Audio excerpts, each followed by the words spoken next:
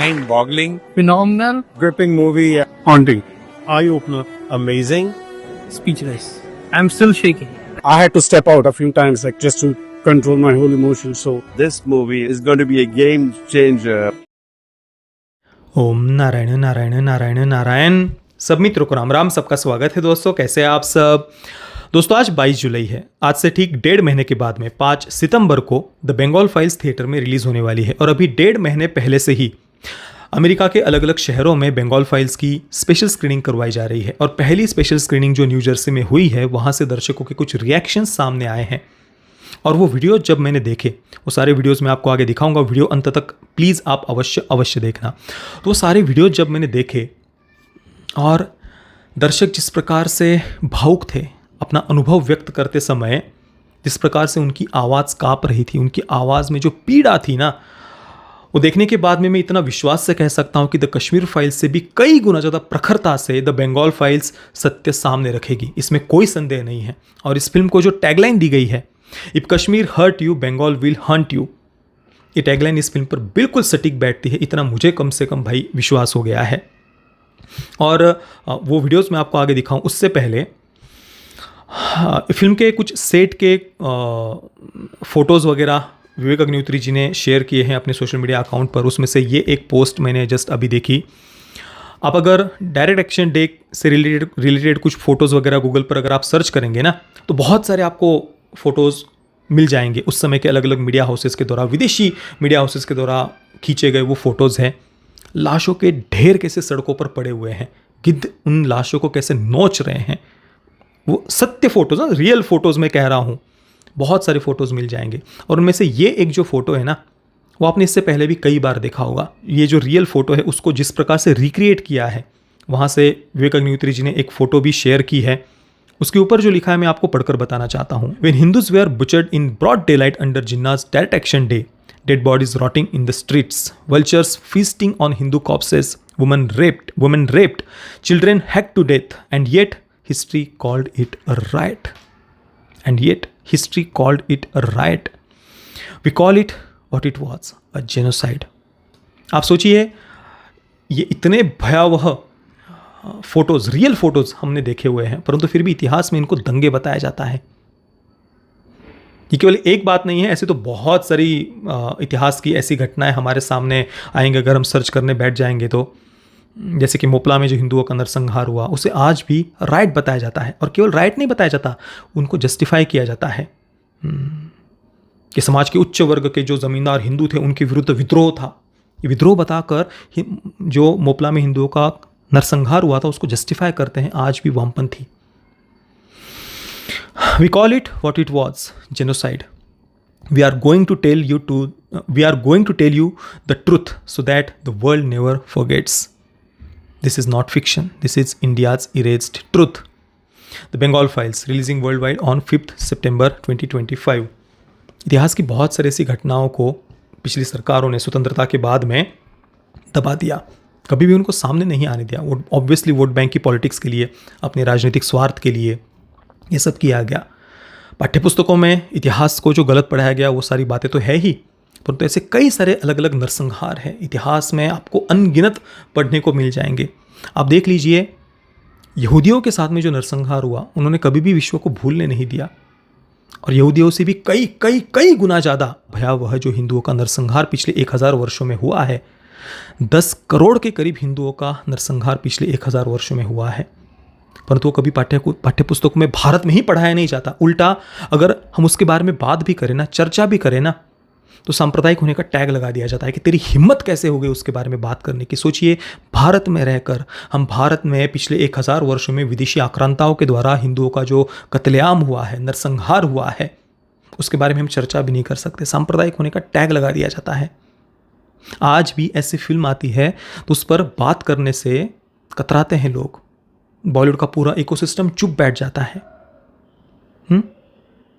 बिना सर पैर के बॉलीवुड के जो पीआर वालों के जो कुछ नौटंकियाँ चलती है, उन पीआर की नौटंकियों पर वीडियोस बनाए जाते हैं पपेट क्रिटिक्स के द्वारा। पर अभी इस पर बात नहीं करेंगे।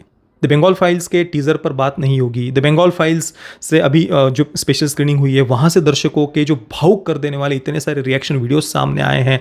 दर्शक जो अपने अनुभव शेयर कर रहे हैं, व्यक्त कर रहे हैं, उस पर कोई चर्चा नहीं करेगा, उस पर अभी ये लोग बात नहीं करेंगे। देखिए कुछ कुछ सत्य ऐसे हैं ना जिन्हें कभी भी सामने आने ही नहीं दिया गया। इस कारण से उनका 1% भी अगर कोई बताता है ना, केवल 1% भी, तो भी वो झूठ लगने लगता है, तो भी तुरंत बता दिया जाता है कि ये तू तो सांप्रदायिकता स्प्रेड कर रहा है भाई। क्योंकि स्वतंत्रता के बाद में ऐसी अनगिनत घटनाओं को दबाकर सेक्युलरिज्म का एक झूठा आडंबर खड़ा किया गया वोट बैंक की पॉलिटिक्स के लिए। पर अगर ये जो सत्य इतिहास है इसे हम एक्सेप्ट नहीं करेंगे तो हम आगे कैसे बढ़ेंगे। और ये बातें केवल भारत के इतिहासकारों ने लिखी ऐसी बातें नहीं, बहुत सारे विदेशी इतिहासकारों ने भी ये बातें लिखी हुई है। विल दुरांत की वो लाइन तो आपने कई बार पढ़ी होगी, गूगल पर आप सर्च भी कर सकते हैं। विल दुरांत ने जो बात कही है कि जो इस्लामिक आक्रमणकारियों का जो भारत का इतिहास है वो विश्व का सबसे रक्तरंजित इतिहास है, ब्लडिएस्ट हिस्ट्री उसे कहा गया है। फिर भी भारत में उन्हीं विदेशी आक्रांताओं को उनका महिमा मंडन किया जाता है, बॉलीवुड के द्वारा उन्हीं विदेशी आक्रांताओं का महिमा मंडन किया जाता है।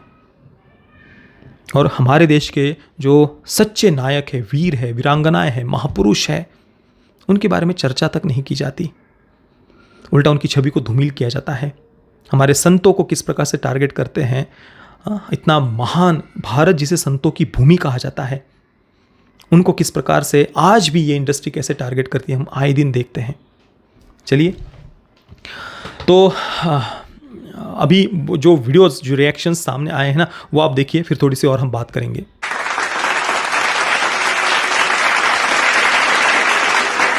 Mind-boggling, Phenomenal. gripping movie, Haunting. eye-opener, amazing. Speechless. I'm still shaking. I had to step out a few times, like just to control my whole emotions. So This is the wake up call. If you don't wake up, the Bengal will be gone. So I urge everybody to watch this film and do something for Bengal. That is our heart and soul of India. It had a personality, it had substance. It's very important that like me and like my friends and people like me watch this so that we can learn about what's actually happened. I don't know how many nights I won't be able to sleep. Deeply haunting. I was jittery at some point of time, but the younger Mama, she's done an amazing job. Just like Tashkent and Kashmir, Bengal Files was also a learning lesson. All the details was so amazing. This movie is going to be a game changer. It touched the core, and Pallavi ji is It takes a lot of courage to make a movie like this. It is very emotionally connected somehow, and there is a lot of pain to see what happened. We don't read in books, and that's not set out. I think everybody should go and watch it. I think we need to remember all of these murders and killings, genocides that happened in order to make sure that they never happen again. It cannot be more lifelike than this. Simply awesome. And I see how Vivek and Pallavi and their team spend years and years to research and present it as it is. This is a fact, not a movie.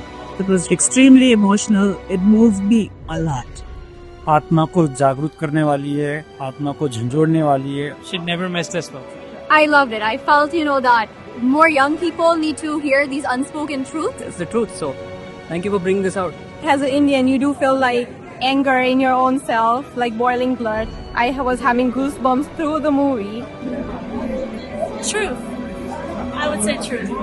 दोस्तों, industry के जो puppet critics हैं उनसे आप जाकर के पूछिए कि द बंगाल फाइल्स के पोस्टर्स सामने आए, अनाउंसमेंट वीडियो सामने आया, टीज़र सामने आया, अभी दर्शकों के रिएक्शंस भी सामने आए हैं। अभी भी ये बॉलीवुड के इकोसिस्टम के जो पपेट क्रिटिक्स वगैरह है वे इस पर चुप क्यों है। दूसरी तरफ छपरी पीआर की जो नौटंकियाँ आजकल हम देख रहे हैं, उस नौटंकी पर ये रिएक्शन वीडियोस बना रहे हैं। पर यहाँ पर इतनी महत्वपूर्ण फिल्म, स्वतंत्रता के बाद में पहली बार डायरेक्ट एक्शन डे की सच्चाई को सामने लाने का प्रयास किया जा रहा है बड़े पर्दे पर इस पर चुप्पी बना करके रखी जा रही है। तो कृपया विनम्रता के साथ में पूछिए कि क्यों ये चुप्पी क्यों। बाकी दोस्तों, ये भी हो सकता है कि पपेट क्रिटिक्स के ऊपर द बंगाल फाइल्स को लेकर के कुछ एम्बार्गो वगैरह लगाया गया होगा, बात करने को मना वगैरह किया गया होगा, पता नहीं, मतलब हो सकता है। पिछली बार हमने ऐसे आरोप लगते हुए देखा था इंडस्ट्री के ऊपर, परंतु मुझे नहीं लगता कि इस बार द बंगाल फाइल्स को वे दबा पाएंगे। दर्शक अवश्य देखेंगे और एक बार फिर से इंडस्ट्री से ही, उनके पपेट से ही हम पूछेंगे कि क्या इस फिल्म के साथ में सैकड़ों लोगों के सैकड़ों लोग इसके कास्ट एंड क्रू मेंबर्स में नहीं हैं, क्या वे लोग नहीं जुड़े हुए इसके साथ में। पर इस पर चुप्पी बना करके रखेंगे। और इनकी जो वोक प्रोपेगेंडा फिल्में होती है ना, वहाँ पर ये अपेक्षा करते हैं कि उसकी आलोचना तक नहीं हो, बाकी इनके इकोसिस्टम को पूरा अधिकार है। जो फिल्में इनके लॉबी की नहीं होती ना, उनको टारगेट करेंगे, उनको अलग अलग टैग्स लगाएंगे, उनका मजाक उड़ाया जाएगा। वहाँ पर तब उनको याद नहीं आती कि इस फिल्म के साथ में भी सैकड़ों कास्ट एंड क्रू मेंबर्स जुड़े हुए हैं, उनकी आजीविका जुड़ी हुई है। तब ये पूरा उसको दबाने का प्रयास करेंगे। पर जब इनकी फिल्म को लेकर सभ्य भाषा में भी आलोचना की जाती है ना, तो इनसे सहन नहीं होता, ये तुरंत आवाज़ दबाने का प्रयास करते हैं। तो असली इंटॉलरेंट कौन है, असली फासिस्ट कौन है, ये दोस्तों आप स्वयं तय करिए। बाकी दर्शकों के ये जो रिएक्शंस आपने देखे, उस पर आपके विचार क्या है, मुझे आप नीचे कमेंट में अवश्य बताना। वीडियो देखने के लिए आप सभी मित्रों का बहुत बहुत धन्यवाद। जय श्री राम, वंदे मातरम।